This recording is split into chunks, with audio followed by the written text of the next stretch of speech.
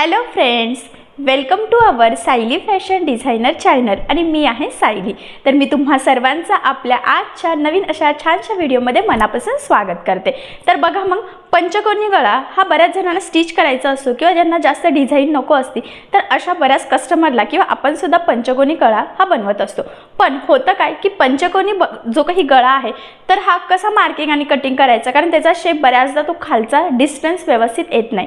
So त्यासाठी मी आज तुम्हाला कशा पद्धतीने मार्किंग कटिंग करायची, गळ्यानुसार काय चेंजेस करायचे तर हे सुद्धा सांगणार आहे। त्या मी तुम्हाला अतिशय सावकाश स्टेप बाय स्टेप आणि खूप काही महत्त्वाच्या टिप्स अँड ट्रिक्स आहेत सांगणार आहे। त्याचबरोबर ही जी काही डिझाईन आहे तर यामुळे ब्लाउजला खूप छान असं डिसेंट लुक येणार आहे। सो अशी डिझाईन तुम्ही नक्की ट्राय करून बघा। आणि चला मग आता वेळ न घालवता आपण आपल्या आजच्या छानशा व्हिडिओला सुरुवात करूयात। आणि हा व्हिडिओ तुम्ही स्किप न करता पूर्ण नक्की बघा, जेणेकरून हा व्हिडिओ बघून तुम्हाला सुद्धा पंचकोनी ब्लाउज डिझाईन सहज बनवता येईल। आणि याची पद्धत इतकी सोपी आहे की बाय चान्स जरी तुम्ही कोणी नवीन शिकत असाल तरी सुद्धा तुम्हाला हा व्हिडिओ बघून अशी डिझाईन सहजच बनवता येईल। ठीक आहे, तर हे बघा, इथे तुम्ही बघू शकतात की हा जो काही बॅकनेक आहे तर तो मी कटिंग करून घेतलेला आहे। तर अस्तर आणि ब्लाउज पीस असं दोन्हींच्या बॅकनेकची आपली कटिंग झालेली आहे।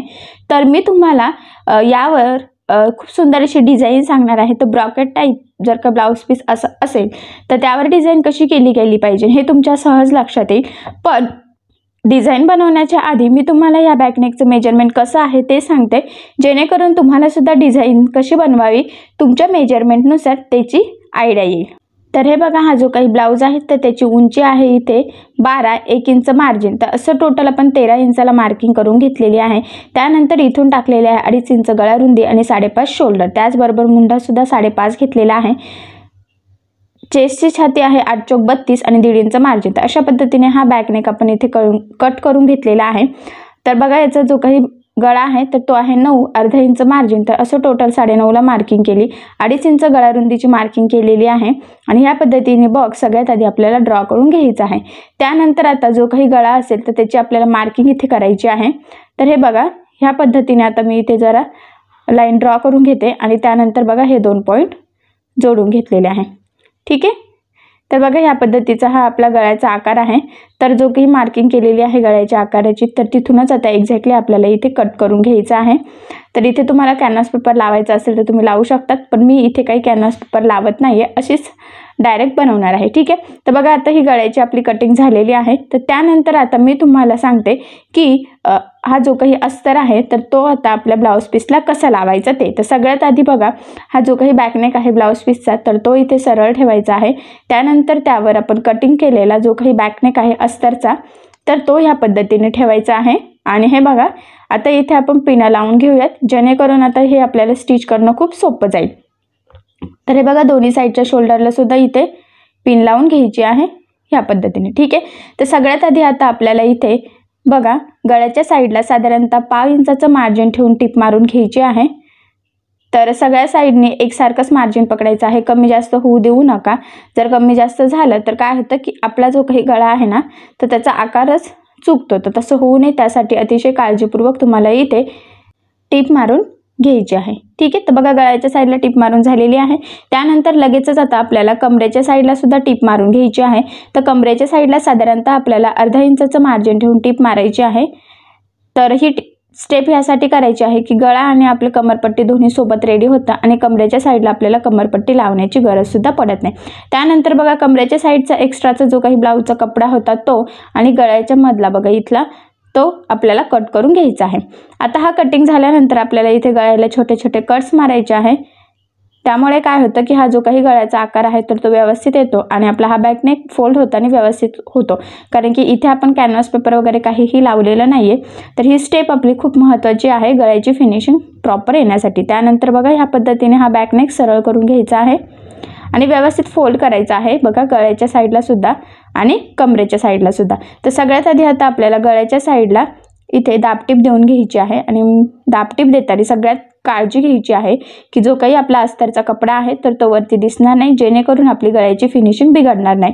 तर बघा ह्या पद्धतीने थोडं थोडं पकडून आपल्याला बघा व्यवस्थित अतिशय सावकाश इथे दाबटीप देऊन घ्यायची आहे, कारण की दाबटीपवरच आता आपला फिनिशिंग आणि गळ्याचा आकार डिपेंड आहे। तर बघा मग इथे गळ्याच्या साईडला इथे दाबटीप देऊन झालेली आहे. त्यानंतर लगेचच आता कमरेच्या साईडला सुद्धा आपल्याला दाबटीप देऊन घ्यायची आहे. तर तिथे सुद्धा मी सेम तेच सांगेल की जो काही तुमचा अस्तरचा कपडा आहे तर तो वरती येणार नाही, दिसणार नाही, याची काळजी घेतच तुम्हाला इथे दाबटीप द्यायची आहे, जेणेकरून हा बॅकनेक व्यवस्थित परफेक्ट एकदम फिनिशिंग सहित रेडी होईल. तर बघा आता गळ्याच्या साईडला आणि कमरेच्या साईडला आपण दाबटीप दिली, एकदम परफेक्ट आलेली आहे. बघा बघितल्या लक्षात येतं. त्यानंतर ह्या पद्धतीने बघा आता अस्तर आणि ब्लाऊजचा बॅकनेक आपल्याला एकमेकाला जोडून घ्यायचं आहे आणि जोडताना एकदम कमीत कमी मार्जिन पकडायचं आहे. मार्जिन जास्त पकडायचं नाही तर आपल्याला परत नंतर पुढे ते कमी पडतं.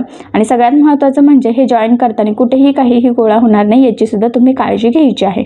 तर बघा मग त्यानंतर काय करायचं आहे, आता ब्लाऊज पीसचा जो काही एक्स्ट्राचा कपडा आहे तर तो आपल्याला इथे कटिंग करून घ्यायचा आहे आणि परफेक्ट मापाचा आपला बॅकनेक रेडी करायचा आहे. कारण तुम्हाला सगळ्यांना माहीत आहे अस्तरवर आपण परफेक्ट कटिंग करतो आणि ब्लाऊज पीसचा कपडा आपण एक्स्ट्रा कट करत असतो कारण की ते स्टिच करायला इझी जावं त्यासाठी. ठीक आहे. तर बघा त्यानंतर आता आपल्याला इथे सगळ्यात आधी बॅकला टक्स टाकून घ्यायचे आहे. तर सेंटरपासून 4 आणि उभा 3.5 अशा पद्धतीने टक्सची मार्किंग आपण इथे करून घेतलेली आहे. त्यानंतर बघा ह्या पद्धतीने फोल्ड करून इथे आपल्याला तिरका टक्स टाकून घ्यायचा आहे. तर खाली व्यवस्थित लॉक करायचा आणि टक्सला नेहमी डबल टिप सुद्धा देऊन घ्यायची असते. ठीक आहे. सेम त्याच पद्धतीने दुसऱ्या साईडला सुद्धा आपल्याला इथे बॅक साईडला टक्स टाकून घ्यायचा आहे. तर तिथे सुद्धा बघा खाली व्यवस्थित लॉक करायचा आणि डबल टिप देऊन घेतलेली आहे. आता हे झालं आपला बघा बॅकनेक व्यवस्थित रेडी. ठीक आहे. त्यानंतर आता इथे आपल्याला डिझाईन म्हणजेच डिझाईनसाठी जे जे लागते तर ते आता आपण इथे तयार करून घेऊयात. तर तुम्ही इथे बघू शकता की सध्या जेवढं काही म्हणजे बॅकनेक शिवल्यानंतर जेवढा कपडा उरलेला होता ना, गळ्याचा मधलाच आहे हा, तर तोच मी इथे घेतलेला आहे. आणि बघा त्याच्यापासून आता डिझाईनसाठी तुकडे तयार करून घेते. तर बघा आता ही जी काही डिझाईन बनवणार आहोत ना, तर त्यासाठी आपल्याला इथे चौकोन लागणार आहेत. तर मी इथे चौकोन कट करून घेते. तर साधारणतः हे आपल्याला 2x2 किंवा 2.5x2 चौकोन तयार करून घ्यायचे आहेत. तर 6-7 तरी आपल्याला लागणार आहेत. तर बघा मग मी ते अंदाजेच इथे कट करून घेतलेले आहेत. तर तुम्ही मोजून केले तरी सुद्धा चालेल. त्यानंतर बघा ह्या पद्धतीने ते फोल्ड करून आपल्याला इथे टिप मारून घ्यायची आहे. पुन्हा सांगते बघा 2 वेळेस एक त्रिकोणी आणि नंतर परत. तर अशा पद्धतीने आपल्याला हे छोटे छोटे त्रिकोण तयार करून घ्यायचे आहे. तुम्हाला मोठे हवे असेल तर तुम्ही मोठे सुद्धा चौकोन तयार करू शकतात, पण हे मीडियम आहेत म्हणजे आपल्या डिझाईनला पण ते सूट होतील त्या पद्धतीने. तर बघा सगळे त्रिकोण तयार झालेले आहेत. त्यानंतर मग ते सेपरेट करून घेऊयात कारण की आपण ते कंटिन्यूस केले होते. आणि नंतर बघा जे काही एक्स्ट्राचं आहे ना, तर ते कट करून एकसारखे आपल्याला सरळ ते त्रिकोण तयार करून घ्यायचे आहे. हे बघा एक्स्ट्राचं कट केलेलं आहे. ठीक आहे. तर बघा आता आपले हे त्रिकोण तयार झालेले आहेत. आता हे कुठे लावायचे आणि कशा पद्धतीने डिझाईन करायची तर ते सगळ्यात आधी मी तुम्हाला सांगते. तर हे बघा हा जो काही बॅकनेक आहे आपला, तर तिथे बघा आपल्याला ह्या पद्धतीने ते लावून घ्यायचे आहेत. तर सेंटरच्या इकडे 3 आणि तिकडे 3 शक्यता असे बसूयात म्हणजे कमी जास्त होणार नाही आणि डिझाईन पण परफेक्ट दिसेल. तर हे बघा व्यवस्थित एकसारखे ठेवून इथे टिप मारून घ्यायची आहे आपल्याला आणि फिनिशिंग व्यवस्थित येईल याची काळजी घ्यायची. त्यामुळेच ते कमी जास्त छोटे मोठे व्हायला नको.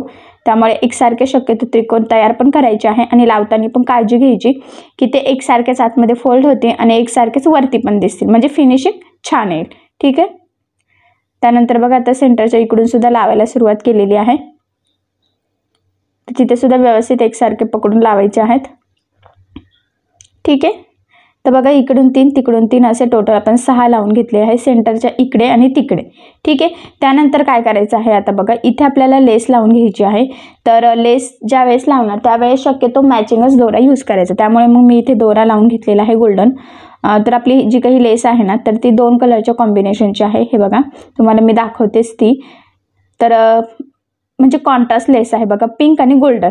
तर तुम्ही तुमच्या आवडीनुसार कुठल्याही कलरची लेस इथे यूज करू शकता. गोल्डन केली तरी सुद्धा चालेल किंवा कॉन्ट्रास्ट केली तरी सुद्धा चालेल.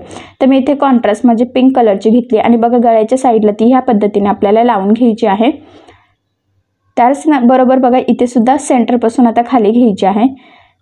तर व्यवस्थित फोल्ड करायची आहे जेणेकरून गळ्याचा शेप चेंज होणार नाही आणि आपली लेस लावल्याने आपल्या बॅकनेकला सुद्धा छान असं लुक सुद्धा येईल. इथून इथे आल्यावर बघा इथून डायरेक्ट सरळ आता खालच्या साईडला आपल्याला ती लेस लावून घ्यायची आहे. ठीक आहे. आता ही जी काही लेस लावलेली आहे तर त्याला आपण डबल टिपसुद्धा देऊन घेऊयात, जेणेकरून ती लेस व्यवस्थित पॅक होते आणि सगळ्यात महत्त्वाचे म्हणजे ती वरती उचकत नाही, नाही तर बऱ्याचदा ती उचकली जाते. सो तसं होऊ नये त्यामुळे शक्यतो तुमची लेस ही जाड असो किंवा बारीक असो पण त्याला डबल टिप देत चला. ठीक आहे, बघा एका साईडने लावून झालेली आहे. सेम त्याच पद्धतीने दुसऱ्या साईडला सुद्धा आपल्याला लेस लावून घ्यायची आहे आणि लेसने छान लुक येणार आहे बघा आपल्या बॅकनेकला सुद्धा. इथून बघा परत सेंटरपासून आता ती आपल्याला वरती करायची आहे ह्या पद्धतीने.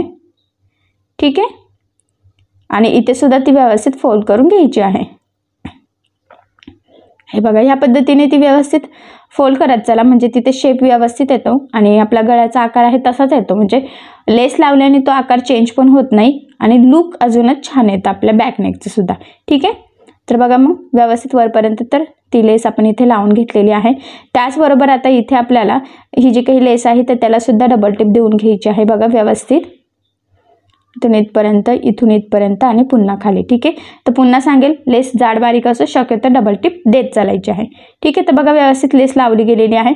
त्यानंतर आता इथे आपल्याला नॉड लावायचे आहेत, तर इथे तुम्ही लावले तरी चालेल, नाही लावले तरी चालेल, तुमच्या चॉईसवर आहेत, पण शक्यतो लावले तर छान लुक येईल.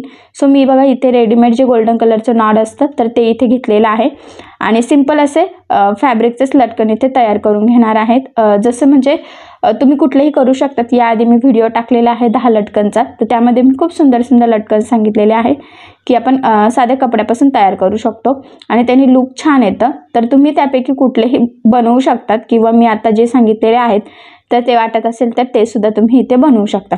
तर बघा त्रिकोणमध्ये फोल्ड करून मी ते तयार करून घेतलेलं आहे, म्हणजे धागे वगैरे निघणार नाही. आणि बघा मध्यभागी दोन्ही साईडने फोल्ड करून मग मध्ये नॉट टाकायची आहे आणि मग बघा इथून टिप मारायची आहे. तर शक्यतो डबल टिप द्यायची म्हणजे ते लटकन निघणार नाही. एक्स्ट्राचं कट केलेलं आहे आणि बघा मग इथे सरळ करून घेतलेलं आहे. सेम त्याच पद्धतीने आता दुसऱ्या साईडचं सुद्धा आपल्याला तसंच लटकन तयार करून घ्यायचं आहे. तर लक्षात राहू द्या ही लटकन बनवण्याची खूप सोपी पद्धत आहे आणि लुक पण खूप सुंदर येतं. तर बघा मग दोन्ही लटकन तयार झाल्यानंतर आपल्याला ते बॅकनेकला साधारणतः 2.5 ते 3 इंच खाली लावून घ्यायचे असतात. त्या एक साईडने लावल्यावर सेम 30 मार्किंग दुसऱ्या साईडला बघा इथे करून घ्यायची आहे आणि मग तिथे सुद्धा ते नॉड लावून घ्यायचं आहे.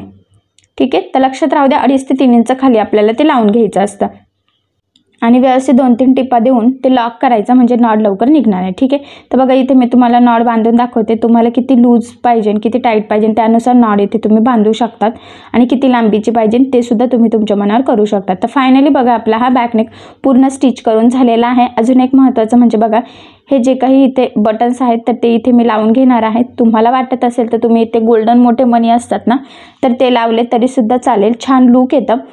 गोल्डन बटन्स लावले तरीसुद्धा चालेल, पण मी इथे स्टोनवाले बटन घेतलेले आहेत छोटे एकदम, तर ते इथे मी मध्ये लावून घेते.